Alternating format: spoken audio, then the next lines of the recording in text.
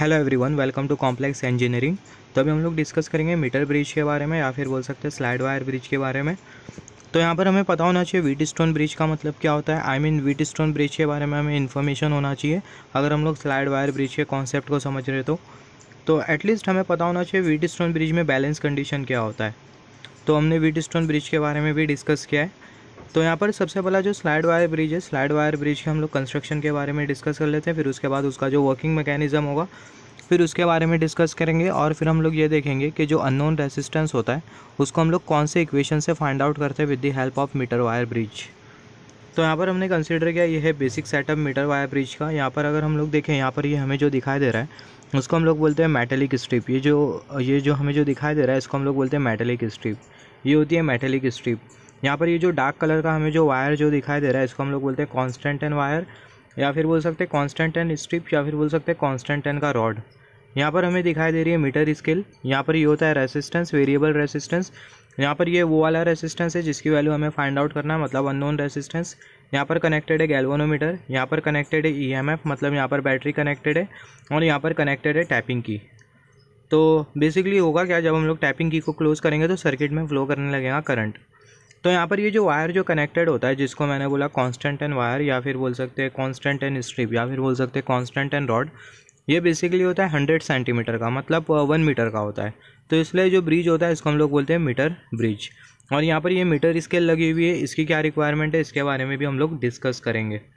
तो यहाँ पर जैसे कि मैंने बोला कांस्टेंट एंड का वायर यूज़ किया गया है, constantan wire whose specific resistance is high. हाँ, और जो कांस्टेंट एंड वायर जो होता है ना उसका जो स्पेसिफिक रेसिस्टेंस होता है, या फिर बोल सकते हैं जो रेसिस्टिविटी होती है कांस्टेंट एंड वायर की, वो बहुत ज़्यादा होती है। कभी कभी मैग्नीन वायर को भी यूज़ किया जाता है। जो मैग्नीन वायर होता है वो भी कांस्टेंट एंड के वायर की तरह होता है। और ये जो कांस्टेंट एंड का जो वायर होता है बेसिकली 1 मीटर का होता है, इसलिए जो ब्रिज होता है इसको हम लोग बोलते हैं मीटर ब्रिज। तो यहाँ पर अगर हम लोग देखें, यहाँ पर ये गैल्वेनोमीटर कनेक्टेड है, और गैल्वेनोमीटर के साथ कनेक्टेड है जॉकी, जिसको हम लोग बोल सकते हैं मूवेबल आर्म। तो ये जो मूवेबल आर्म है इसको हम लोग मूव कर सकते हैं ये कांस्टेंट एंड के वायर के ऊपर। तो अभी हम लोग कंसीडर कर लेते हैं कुछ पॉइंट्स। यहाँ पर हमने कंसीडर किया पॉइंट ए, यहाँ पर हमने कंसीडर किया पॉइंट बी, यहाँ पर हमने कंसीडर किया पॉइंट बी, ये कांस्टेंट एंड वायर है। वहाँ पर हमने कंसीडर किया पॉइंट बी, यहाँ पर हमने कंसीडर किया पॉइंट सी, और यहाँ पर हमने कंसीडर किया पॉइंट डी। सिमिलरली यहाँ पर हम लोग कुछ पॉइंट्स कंसीडर कर लेते हैं। पॉइंट ए, यहाँ पर हमने कंसीडर किया पॉइंट बी, यहाँ पर हमने कंसीडर किया पॉइंट सी, और यहाँ पर हमने कंसीडर किया पॉइंट डी। तो यहाँ पर अगर हम लोग देखें पॉइंट ए और पॉइंट बी दोनों के बीच में एक रेसिस्टेंस कनेक्टेड है, और ये जो रेसिस्टेंस है मे बी आपको ये नहीं दिखाई दे रहा होगा, तो इसके बारे में हम लोग आगे डिस्कस करने वाले। तो पॉइंट ए और पॉइंट बी दोनों के बीच में एक रेसिस्टेंस कनेक्टेड है जो कि है पी। तो यहाँ पर हमने कंसीडर किया पॉइंट ए और पॉइंट बी दोनों के बीच में रेसिस्टेंस कनेक्टेड है जो कि है पी। सिमिलरली अगर हम लोग देखें पॉइंट बी और पॉइंट सी दोनों के बीच में एक रेसिस्टेंस कनेक्टेड है जिसको हम लोग कंसीडर कर सकते हैं क्यू। तो यहाँ पर हमने देखा पॉइंट बी और पॉइंट सी दोनों के बीच में क्यू रेसिस्टेंस कनेक्टेड है। सिमिलरली यहाँ पर अगर हम लोग देखें पॉइंट ए और पॉइंट डी दोनों के बीच में वेरिएबल रेसिस्टेंस कनेक्टेड है जिसको हमने कंसीडर किया आर। तो पॉइंट ए और पॉइंट डी दोनों के बीच में एक वेरिएबल रेसिस्टेंस कनेक्टेड है। सिमिलरली अगर हम लोग देखें ये पॉइंट डी और पॉइंट सी दोनों के बीच में ये वाला अननोन रेसिस्टेंस कनेक्टेड है। पॉइंट डी और पॉइंट सी दोनों के बीच में ये एक्स रेसिस्टेंस कनेक्टेड है। तो पॉइंट डी और पॉइंट सी दोनों के बीच में ये एक्स रेसिस्टेंस कनेक्टेड है। सिमिलरली पॉइंट डी और पॉइंट बी दोनों के बीच में गैल्वेनोमीटर कनेक्टेड है, हम लोग यहाँ पर देख सकते हैं। तो यहाँ पर हमें मिल जाएगा पॉइंट बी और पॉइंट डी दोनों के बीच में हमें मिलेगा एक गैल्वेनोमीटर। सिमिलरली पॉइंट ए और पॉइंट सी दोनों के बीच में हमें मिलेंगे एक बैटरी, और हमें यहाँ पर मिलेंगी टैपिंग की। तो पॉइंट ए और पॉइंट सी दोनों के बीच में हमने कंसीडर किया बैटरी, और यहाँ पर हमें मिली टैपिंग की। तो यहाँ पर अगर हम लोग देखें यहाँ पर हमें एक व्हीटस्टोन ब्रिज मिल जाता है। तो अभी हम लोग क्या करेंगे, यहाँ पर ये जो गैल्वेनोमीटर के साथ जो जॉकी कनेक्टेड है हमने क्या किया था, हमने सर्किट में क्लोज किया था स्विच। तो जैसे हम लोग ये स्विच को क्लोज करेंगे तो उस केस में सर्किट में फ्लो करने लगेगा करंट, और जो करंट होगा वो गैल्वेनोमीटर के थ्रू भी फ्लो करेगा। तो जो गैल्वेनोमीटर के साथ जो जॉकी कनेक्टेड है अभी उसको हम लोग मूव करेंगे ये कांस्टेंट एंड के वायर के ऊपर, और ये जो जॉकी होगा उसको हम लोग कांस्टेंट एंड के वायर के ऊपर तब तक के मूव करेंगे जब तक कि गैल्वेनोमीटर में जो करंट है वो ज़ीरो नहीं हो जाता। तो यहाँ पर ये जो जॉकी है इसको हमने मूव किया ये कांस्टेंट एंड के वायर के ऊपर, और ये पर्टिकुलर पॉइंट पर हमने ला के रख दिया। और ये पर्टिकुलर पॉइंट पर ये जो गैल्वेनोमीटर है उसमें जो करंट होता है वो होता है ज़ीरो। इसका मतलब जो गैल्वेनोमीटर होता है वो ज़ीरो डिफ्लेक्शन शो कर रहा है। सिमिलरली यहाँ पर अगर हम लोग देखें ये जो गैल्वेनोमीटर होगा वो हमें ज़ीरो डिफ्लेक्शन शो करेगा। गैल्वेनोमीटर ज़ीरो डिफ्लेक्शन शो कर रहा है, इसका मतलब जो व्हीटस्टोन ब्रिज है वो बैलेंस कंडीशन में। यहाँ पर व्हीटस्टोन ब्रिज बैलेंस कंडीशन में होता है, इसका मतलब ये होता है कि जो गैल्वेनोमीटर के थ्रू जो करंट फ्लो होता है वो ज़ीरो करंट फ्लो होता है, जिसके वजह से हम लोग बोलते हैं कि जो व्हीटस्टोन ब्रिज होता है वो बैलेंस कंडीशन में होता है। और गैल्वेनोमीटर में ज़ीरो करंट फ्लो होता है, इसका मतलब जो गैल्वेनोमीटर में जो डिफ्लेक्शन होगा वो भी होगा ज़ीरो। तो यहाँ पर हमें मिल जाता है व्हीटस्टोन ब्रिज जो कि बैलेंस कंडीशन में। तो हम लोग बोल सकते हैं जो P और जो Q दोनों का जो रेशियो होगा वो बराबर में होगा रेसिस्टेंस R और रेसिस्टेंस X के। तो रेसिस्टेंस Q और रेसिस्टेंस P दोनों का जो रेशियो होगा वो बराबर में होगा रेसिस्टेंस X और रेसिस्टेंस R के। तो यहाँ पर ये जो X अननोन जो रेसिस्टेंस है उसे हमें फाइंड आउट करना है, तो उसके लिए हम लोग इक्वेशन बनाएंगे। तो हमें मिल जाएगा X is equal to Q divided by P into R। यहाँ पर ये जो रेसिस्टेंस Q और ये जो रेसिस्टेंस P इसके बारे में हमें डिस्कस करना है, तो इसके बारे में हम लोग बाद में डिस्कस करेंगे। ये जो रेसिस्टेंस Q और जो रेसिस्टेंस P है ये कौन सा वाला रेसिस्टेंस है और ये किसके बराबर में होगा उसके बारे में अभी हम लोग डिस्कस करेंगे। तो यहाँ पर अगर हम लोग देखें, यहाँ पर ये जो कांस्टेंट n का जो वायर हमने जो कंसीडर किया है, ये वाला जो इक्वेशन हमें जो मिला है ये आप इसको नोट डाउन कर लो। यहाँ पर ये जो कांस्टेंट n का जो वायर है इसको भी हमने यहाँ पर कंसीडर किया। ये जो कांस्टेंट n का जो वायर है उसको हमने यहाँ पर कंसीडर किया। और जैसे कि हमने डिस्कस किया था जो कांस्टेंट n का जो वायर है उसकी जो टोटल जो लेंथ है उसको हमने कंसीडर किया 100 सेंटीमीटर। ये जो कांस्टेंट n का वायर इसकी लेंथ है 100 सेंटीमीटर। पॉइंट ए और पॉइंट बी दोनों के बीच में हमने कंसीडर किया था रेसिस्टेंस P। पॉइंट ए और पॉइंट बी दोनों के बीच में हमने कंसीडर किया था रेसिस्टेंस P, और पॉइंट बी और पॉइंट सी दोनों के बीच में हमने कंसीडर किया था रेसिस्टेंस Q।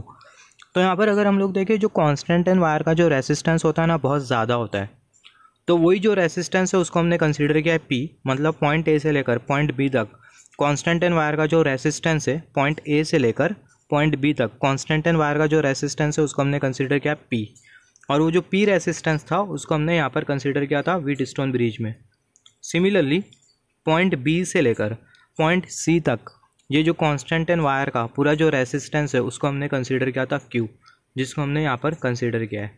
तो जो P रेसिस्टेंस और जो Q रेसिस्टेंस है वो कितना होगा ये हमें फाइंड आउट करना होगा।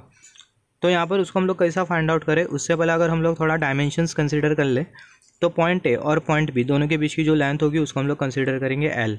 सिमिलरली पॉइंट बी और पॉइंट सी दोनों के बीच की जो लेंथ होगी वो होगी 100 माइनस L, क्योंकि यहाँ पर अगर हम लोग देखें जो पूरा जो वायर है वो है 100 सेंटीमीटर का।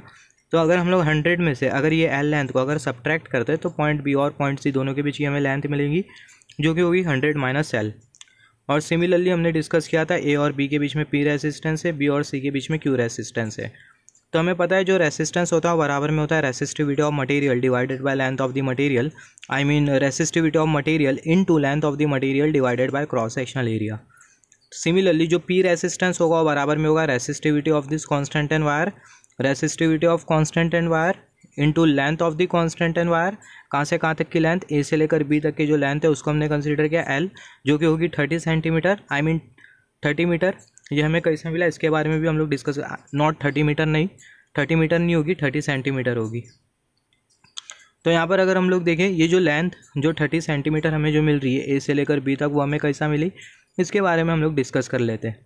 तो यहाँ पर ये जो मीटर स्केल जो लगी हुई है ये मीटर स्केल की क्या रिक्वायरमेंट है, ये मीटर स्केल हमें शो करेंगी कि जो कांस्टेंट n वायर है उसकी लेंथ कितनी है। फॉर एग्जांपल यहाँ पर ये जो जॉकी है उसको हमने यहाँ पर ला के रखा और ये जो मीटर स्केल होगी वो यहाँ पर थोड़ी शिफ्ट होगी, मतलब जहाँ से कांस्टेंट n का वायर स्टार्ट हो रहा है वहाँ से ये जो मीटर स्केल होगी वो कनेक्टेड होगी। तो यहाँ से यहाँ तक का जो हमें जो सेंटीमीटर मिलेगा वो होगा 30 सेंटीमीटर। तो जो L जो लेंथ होगी वो होगी 30 सेंटीमीटर। तो यहाँ पर जो L जो लेंथ होगी वो होगी 30 सेंटीमीटर। तो यहाँ पर अगर हम लोग देखें हमें P रेसिस्टेंस मिल गया जो कि है resistivity of constantan n wire into length of the constantan n wire from A to B divided by cross sectional area of constantan n wire.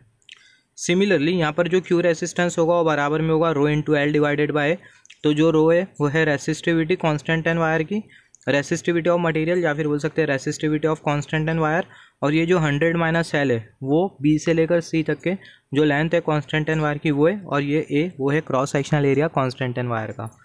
Similarly Q divided by P दोनों का ratio consider करना है, तो हमें मिल जाएगा rho into 100 minus L divided by A। फिर उसके बाद यहाँ पर ये जो P होगी उसके वैल्यू को हम लोग पुट कर देंगे rho into L divided by A, rho into L divided by A। यहाँ से A कैंसिल, यहाँ से A कैंसिल, यहाँ से रो कैंसिल, यहाँ से रो कैंसिल, तो हमें मिल जाएगा 100 minus L divided by L। यहाँ पर हमें मिल जाएगा 100 minus L divided by L। तो जो Q और जो P दोनों का जो रेशियो है वो बराबर में 100 minus L divided by L। तो यहाँ पर ये वाला जो इक्वेशन है ये वाले इक्वेशन में जो Q और जो P दोनों की जगह हम लोग पुट कर देंगे 100 minus L divided by L। तो हमें मिल जाएगा x is equal to 100 minus L divided by L, और यहाँ पर हमें मिलेगा r। तो जो अननोन जो रेसिस्टेंस होगा उसकी जो वैल्यू हम लोग जो फाइंड आउट करेंगे उसको हम लोग ये वाले इक्वेशन से फाइंड आउट करेंगे। This is the equation by which we can find the value of unknown resistance with the help of a meter bridge. तो ये वाले इक्वेशन से हम लोग फाइंड आउट कर सकते हैं अननोन रेसिस्टेंस की value with the help of a meter bridge.